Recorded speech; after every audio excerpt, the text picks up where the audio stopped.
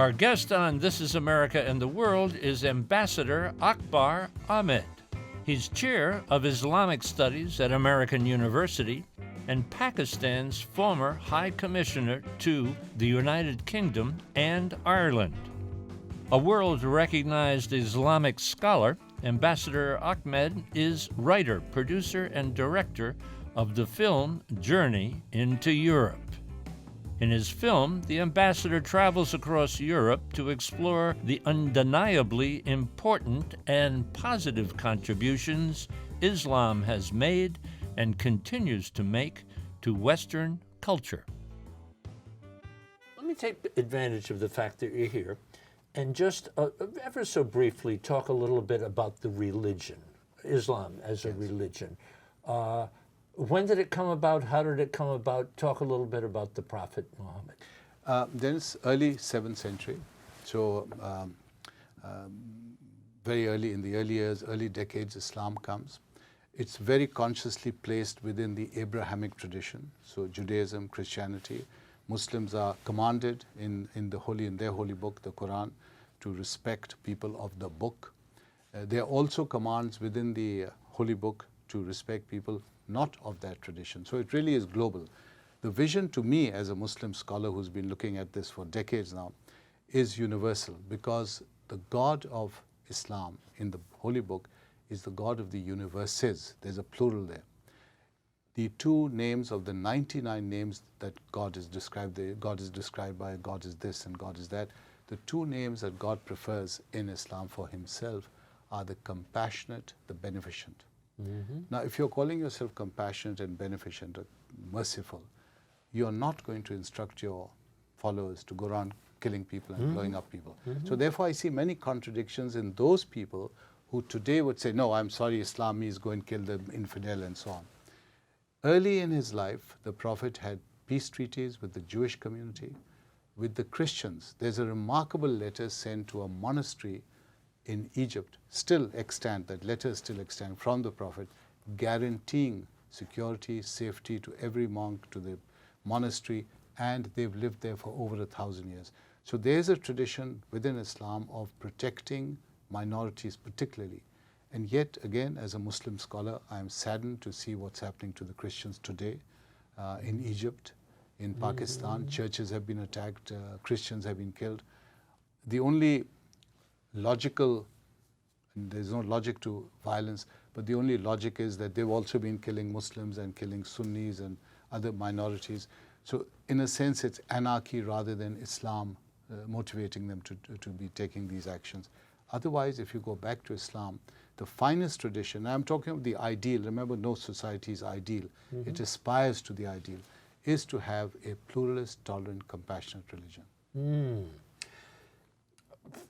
What did Muhammad do before he was labeled the prophet? He was a thoughtful, according to all the history books, a thoughtful, somewhat introverted person. He was known for honesty. He was called Al-Amin, which is the trustworthy. And he was hired by Khadija, who was older than him, a widow, a rich widow, who asked him to take his caravans, trading caravans from Mecca, where they lived, up north to where Syria is. And so he went on a couple of these expeditions, and she was very impressed by him and proposed marriage. So you see how early Islam begins to bring in the role of women. And again, that's controversial. People will say women are badly treated. 7th century Islam is giving women rights to inherit property, to divorce their husbands, to be political leaders, to lead armies. Aisha, the Prophet's wife, actually led an army, and so on. And here in Khadija's example, a widow, older than the man she's going to marry, proposes marriage, and they have a very happy life. When his revelations, because he had a habit of withdrawing to this cave overlooking Makkah, and I've walked up to it. It's a very dramatic, very, very scenic, and really it's very historic. So from that cave, he would withdraw like all the great prophets, and the Bible is full of people withdrawing, thinking of spiritual thoughts of existence, these questions of who am I, why am I here, and so on. And the revelations begin with the angel Gabriel coming and saying the first words are actually to read. Read is the first word in Islam. That is how important knowledge is to Islam. And one of his sayings becomes the Prophet saying, the ink of the scholar is more sacred than the blood of the martyr.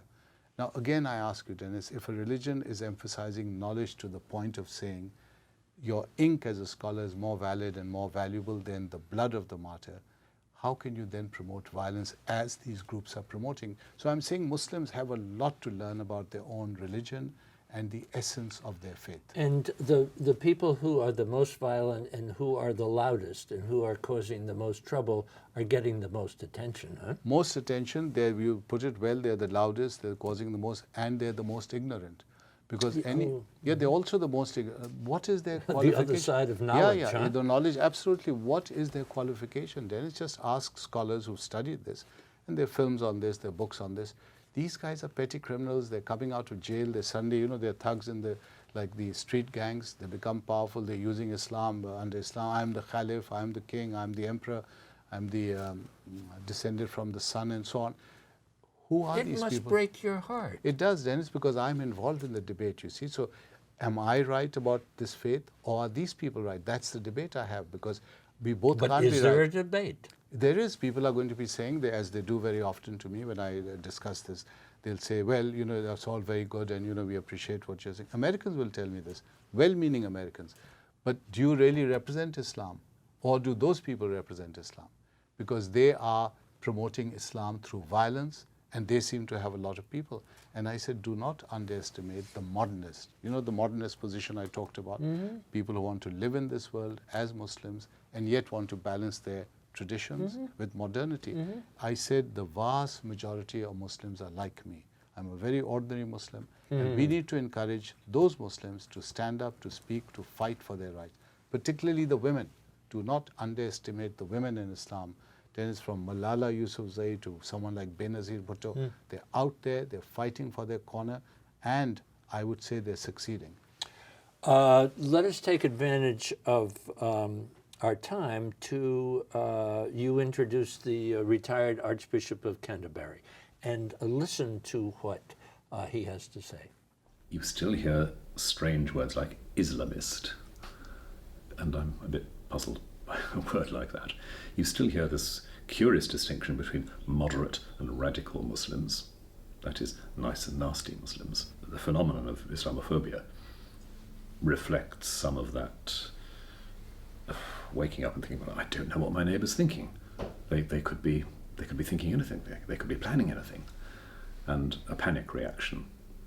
When you realise you've not really got close to your neighbours, you can either panic or you can say, well, it's time I started, isn't it? So either you react with projecting all sorts of mysterious and terrible things onto them, or you sit with them and listen. We in Europe and elsewhere simply need to educate ourselves about what Islam really is. We need to listen very hard to the average Muslim neighbour, not the extremist voice, but to the real variety that you'll hear outside any mosque on a Friday. To listen to the experience of those who are unobtrusively but faithfully living ordinary Muslim lives fully within our society. Listen to them. You know what just came to mind? We're going to take a little break in a second, but came to my mind is our producer Jake and I have traveled in many of the Arab world countries and have gone to many mosques. And one of the things that I've said so often is the warmth and hospitality of the Arab people cannot be denied. I mean, just so welcoming and so warm. And I'm looking at that service, and we've attended the mosque. But boy, if you don't know and you're faced with a lot of bad news, it's so easy to jump into not only a defensive posture, but an aggressive posture as well. And I think it's the ignorance that the Archbishop talks about. Exactly. It's the lack of understanding. But I got to hold on that note. Take a little break. Akbar Ahmed, our guest, ambassador, on sabbatical, this wonderful film, Journey into Europe. We're talking about and learning about Islam from this great scholar. Sit tight. back on the other side. This is America and the World.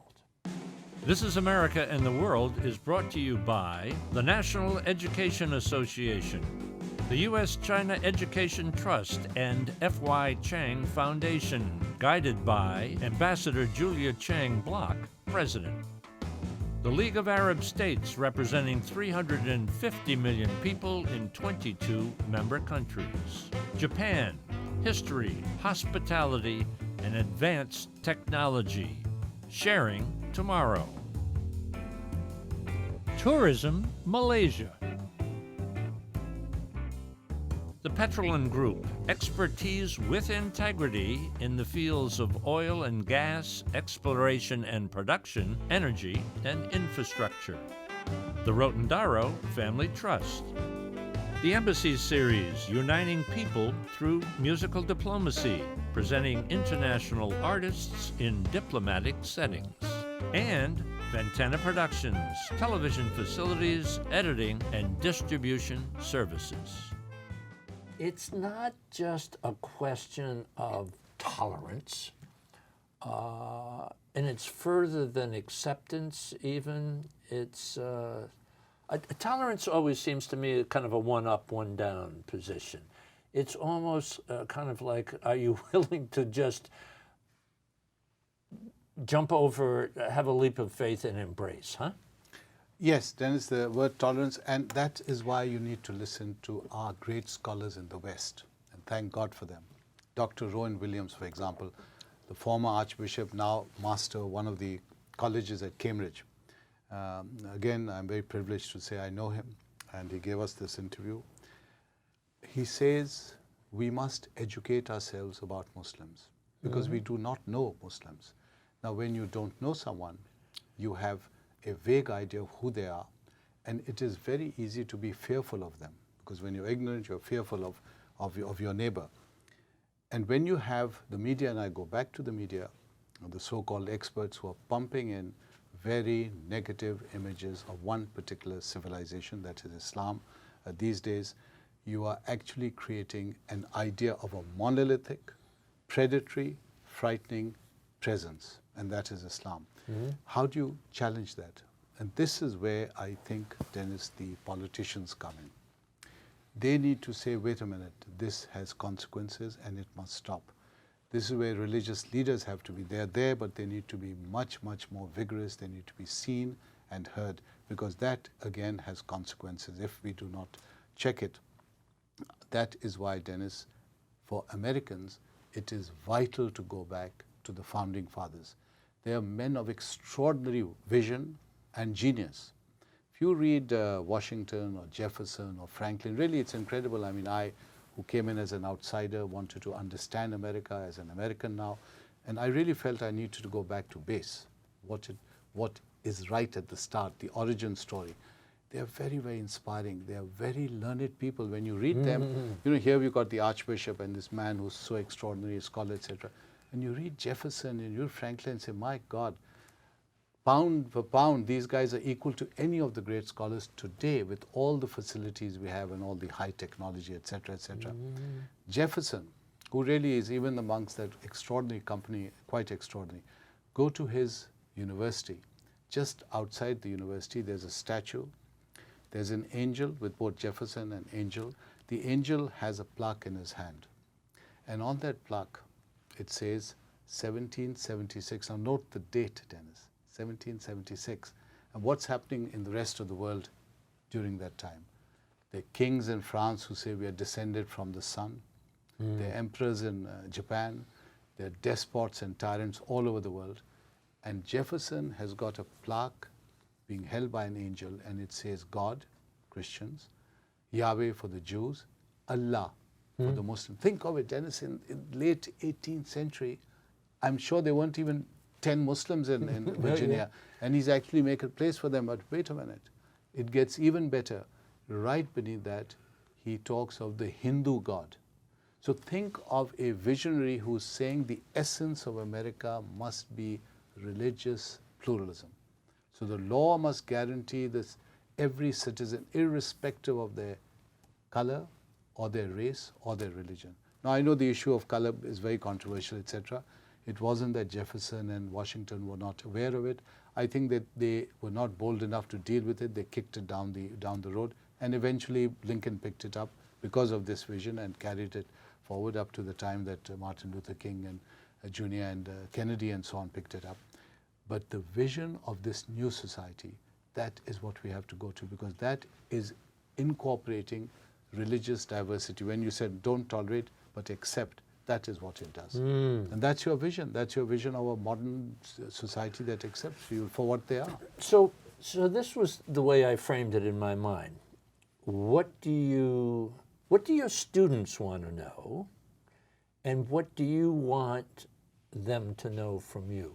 Well, there's my approach to my students is very much my own. I am extremely sensitive to trying to impose my opinion on them, which most professors are tempted to do.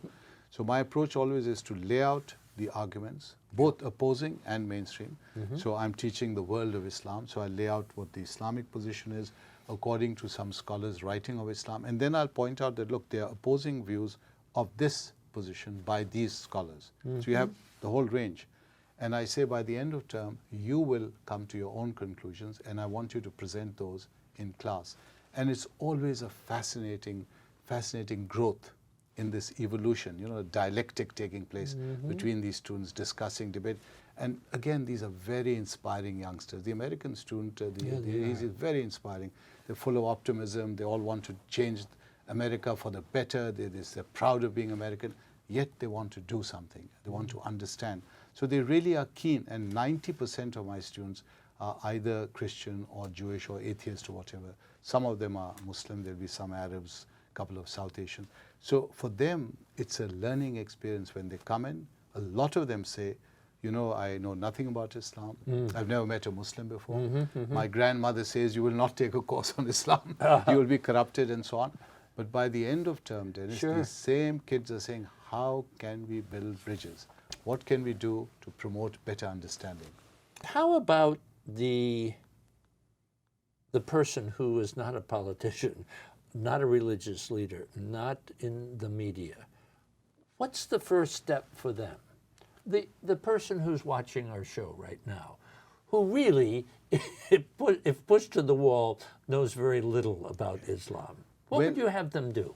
I would want them, Dennis, to pick up a book, a good book, go to a bookstore, visit a mosque, visit a synagogue if they're not Jewish, get to know other religions that are American, people who represent this great country.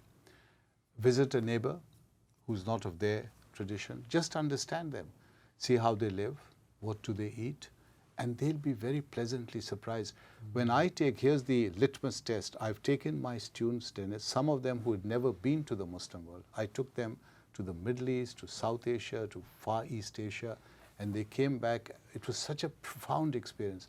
I took them to churches, to mosques, to madrasas. We had lunch with the president, and we had tea with the prime minister and so on. And they came back and said, just like you, the most hospitable people in the world. So let's say that someone steps over the line, and they do approach someone who is Muslim. What questions would you have them ask? Well, I would simply, instead of asking the usual question, why are you all violent, why do you want to kill us, etc., which is not the best way of starting a conversation. I don't think so. But you know, this is what's happening. Yeah. The Muslim world is watching American media and vice versa. We are watching what ISIS is up to and the beheadings and the killings. Yes. And we are confirming our stereotypes of each other. Let me give you an example. Yes. Last year I was in Pakistan, and I was invited by the Senate to give them a lecture on Islam and the West. Very unusual, by the way. American professors aren't normally asked to address the Senate of Pakistan.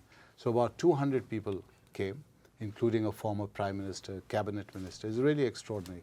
And I gave my talk, and when I finished, there was a gentleman on my right, a senator. He had a red beard, and he had a kind of cloth around his head. From his clothes, I saw immediately that he belonged to the party that in fact supported the Taliban from the frontier province. And I knew he'd give me trouble. So as soon as he put up his hand, I was prepared for the question. This was the question. He said, well, this is all very well. You're talking of rabbis and bishops and interfaith dialogue. Can you explain why America hates us? Why does America want to destroy us? Why does it want to destroy Islam? What have we done? Why is this hatred? How do you explain it? So I said, I took his name. I said, can I reply by saying that I have talked on so many campuses in America, I've addressed so many audiences in America, and invariably one of the questions I get is, why does Islam want to destroy America? Why does Islam hate America? What have we done to deserve this? Why is Islam on the warpath against us? So I said, what you're talking about is looking at a mirror and you're looking at your face. When you look at something with hatred, that will come back to you. When you point a finger at something, 3 fingers are pointing back at you. So you really need to change the paradigm. You need to say, I need to understand what's going on. Let me reach out. Perhaps reach out in friendship. Extend a hand in friendship. And you'll find immediately the other person will respond by giving you his hand or her hand in friendship. That is where we are, Dennis. So when you talk to a Muslim, I would say, talk about their family, their kids, what their aspirations are for their kids, which baseball team do they prefer, what game do they prefer. Those are the things like any normal Muslim dad in America is more concerned. Which college does he want to go? What career do the kids want? Ask them that so that they become human. Yes. Once that happens, then you ask any question under the sun and you'll find there's so much in common because they themselves are so fed up of the violence. As I said, the violence is hitting and affecting Muslims. The Taliban are killing Muslim children. Oh, look what the Boko Haram have done in West Africa. They've kidnapped hundreds of Muslim girls. Where's Islam in all this? This anarchy. Anarchy is not Islam. Islam emphasizes very much, unlike Christianity. Christianity comes much, much later into the Roman Empire and that becomes a Christian empire. Islam, right from the start, has a state. So the state has to decide the nature of the state. And Islam emphasizes 3 things. Order, there must be balance in society.